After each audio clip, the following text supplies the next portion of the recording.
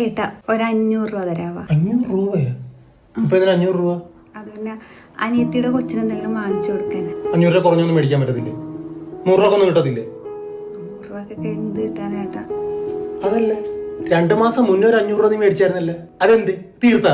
അതിനെ കണക്കൊന്നും നീ പറഞ്ഞില്ലല്ലോ.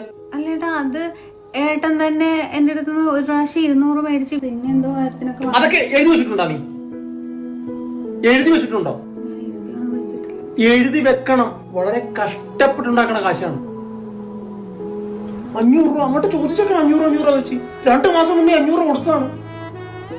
അതിനൊരു കണക്കുമില്ല നോക്ക്. എന്നാ പിന്നെ ഞാൻ ജോലിക്കും പോകാനുള്ളൊരു കോപ്പിനും പോണില്ല. നീ ജോലിക്ക് ഇവിടുത്തെ കാര്യം നോക്കൂടി. അമ്മ ഒറ്റക്കല്ല ചെയ്തോട്ടെ എന്നാ നടക്കില്ല കേട്ടാ. ചുമ്മാതെ അല്ല നിന്നെ കെട്ടിക്കൊണ്ടു വന്നിരിക്കണത്. ഇവിടുത്തെ പണി മൊത്തം ചെയ്യാൻ കെട്ടിക്കൊണ്ടു വന്നിരിക്കണത്. അവിടെ വേറെ പണിക്ക് പോയിക്കോട്ടെ എന്നാ.